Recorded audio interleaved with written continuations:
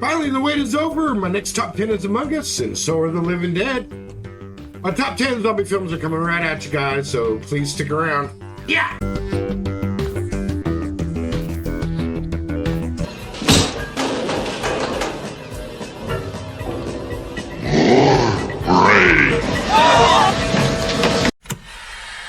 What's going on, fellow den dwellers and zombie lovers? Thank you for tuning into my channel. I'm Scott, and welcome back to the Movie Den, where today the dead rise and the living fight for survival against the hordes of undead flesh eaters.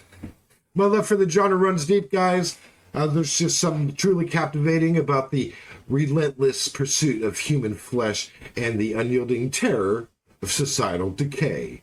For today's episode, I've assembled my top 10 favorite zombie films. These are my favorites in the genre. From the groundbreaking classics like Night of the Living Dead to the more modern interpretations, these films have showcased the evolution of zombie storytelling over the decades. This was no easy task, I tell you, because I just love the genre so much, and there's a lot of really good ones out there, but there's probably triple as many stinkers out there as well. So let's get right into this list. They're coming to get you, Barbara. George Romero's Night of the Living Dead stands as a monumental achievement in horror cinema. It ignited a passion for zombies that still reverberates to this very day. Released in 1968, this low-budget independent film defied conventions and reshaped the genre landscape forever. At its core, Night of the Living Dead is a chilling tale of survival in the face of unimaginable terror. The story follows a group of strangers who find themselves trapped in a remote farmhouse that is besieged by the reanimated corpses of the dead. Romero's script is taut and suspenseful, and it weaves a narrative that explores themes of fear, paranoia, and the human nature when it is pushed to its limits. Night of the Living Dead laid the groundwork for countless imitations and established itself as the modern archetype for zombies as we know them today.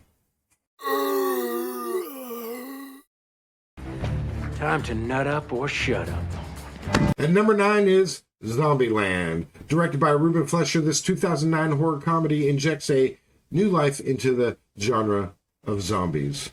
With its irreverent wit and memorable characters, Ruben Fleischer's direction strikes the perfect balance between comedic timing and intense action set pieces. He infuses the film with a kinetic energy that keeps the audiences engaged from start to finish, navigating the chaotic world of the undead with a little bit of flair. The screenplay, penned by Rhett Reese and Paul Wernick, is a great little script that has hilarious one-liners, witty dialogue, pop culture references.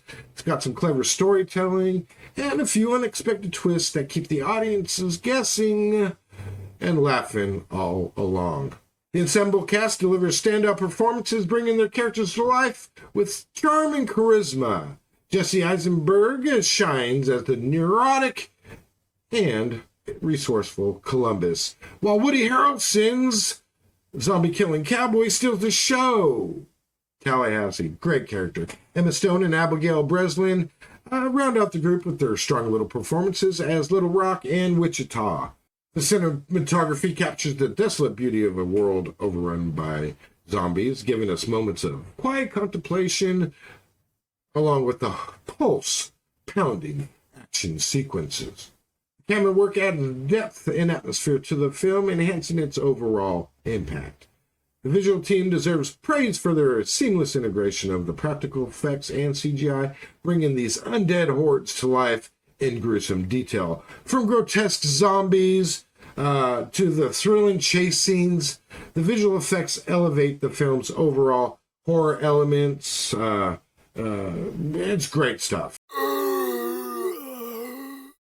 Mordido, no podemos dejarle salir. ¿Pero cómo mordido? ¿De qué cojones está hablando? Se contagia a través de la saliva.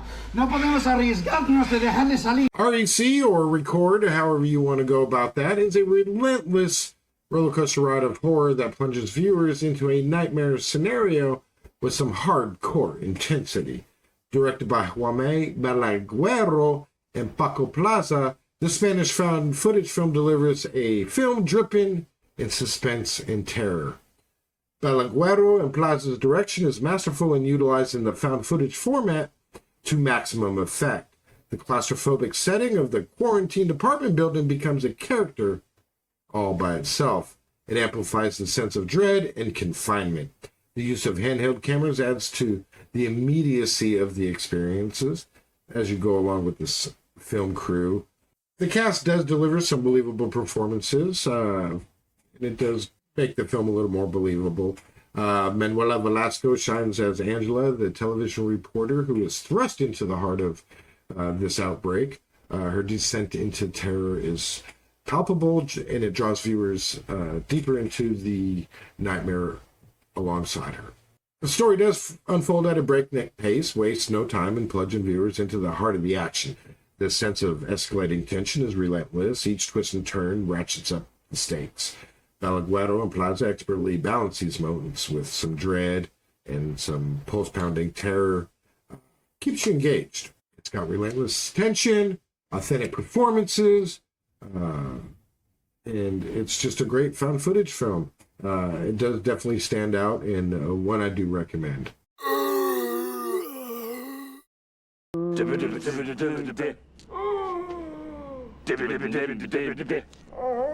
At number 7 is Shaun of the Dead, directed by Edgar Wright, starring Simon Pegg, Nick Frost. I love this film. It merges comedy and horror into a fresh and an unforgettable film. It's got clever writing, impeccable direction, stellar performances by Pegg and Frost, and the rest of the cast. Every aspect of this production contributes to the success of this film. The screenplay, penned by Edgar Wright and Simon Pegg, is genius. It expertly weaves together great witty dialogue, hilarious sight gags, genuine emotional depth. The humor is sharp, it's self-aware, pays homage to classic zombie tropes, all the while subverting them in some delightful ways. Edgar Wright's direction is brilliant. We've got his trademark visual style, characterized by his rapid-fire editing style, creative transitions. They're all expertly choreographed. Every frame is meticulously crafted with attention to details. You see stuff going on in the backgrounds. You see something new every time you watch it. Wright's ability to balance the comedy and horror is a shout out to his skill as a filmmaker. Shaun of the Dead is a triumph of filmmaking, a hilarious and heartfelt homage to both the zombie genre and British comedy. Its seamless blend of humor, horror, genuine emotion. This is a classic to me. And every time I watch it, I enjoy it just that much more. But whether you're a fan of zombies or simply appreciate a well-crafted movie, this is one that shouldn't be missed.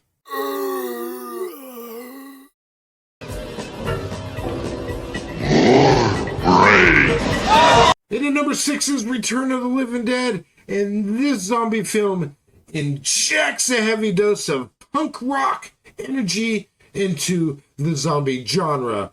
It's directed by Dan O'Bannon, came out in 1986. It's become a cult classic, and it has become one of my favorites. The more I see it, the more I laugh. But anyways, this film grabs viewers by the balls. O'Bannon infuses a narrative punk sensibility, embracing the rebellious spirit of that era. The result of that is a film that feels fresh and exciting, even all these years after its release. Of course, no discussion of Return of the Living Dead would be complete without mentioning its unforgettable zombies. O'Bannon and his team pull out all the stops, delivering a horde of brain-craving ghouls that are equally parts terrifying and a little absurd. But the film's practical effects work are really a sight to behold. We've got some great inventive stuff. Great stuff. Especially if you're a fan of those style of effects. Complementing the film's punk rock aesthetic, and it is the killer soundtrack. It's all great stuff. It really, I don't think if this punk rock mix was in this film, it wouldn't have had the same impact.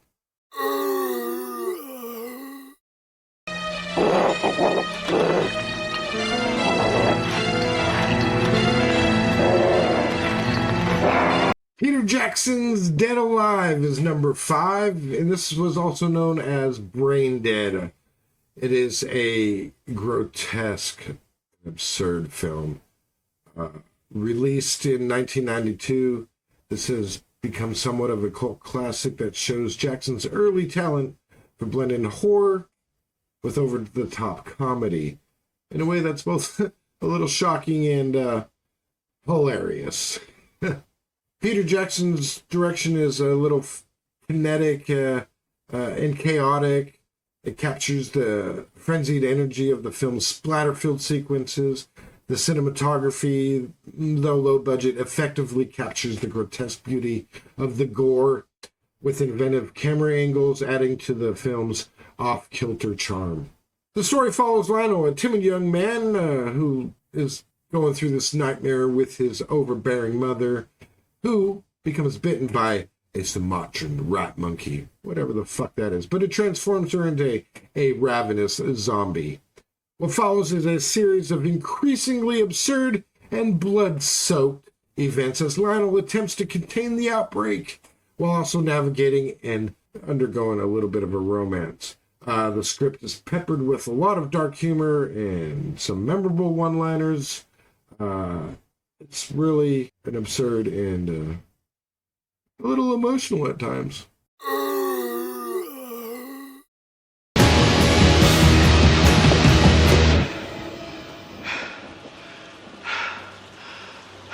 That was longer than a heartbeat. At number 4, 28 Days Later is a haunting journey that veers off from the typical zombie film. Director Danny Boyle has some great direction in this film, utilizing some guerrilla-style filmmaking techniques to capture the desolation of a post-apocalyptic London. The film's gritty cinematography, coupled with an unforgettable score by John Murphy, creates an atmosphere of overall dread. Cillian Murphy is a highlight as Jim, who is a confused survivor that is just thrust into this world overrun by a rage virus. And that's the difference. Some people consider this a zombie film, others don't. It is a rage virus that infects these people, but for the most part, many consider it a zombie film. But anyways, that film's exploration of human nature is thought-provoking. It delves into themes of morality, desperation, resilience. It's a film that remains and continues to captivate and entertain me. It proves that the true monsters may not be the infected, but rather the darker secrets or aspects of humanity itself. What are you thinking? How do you feel?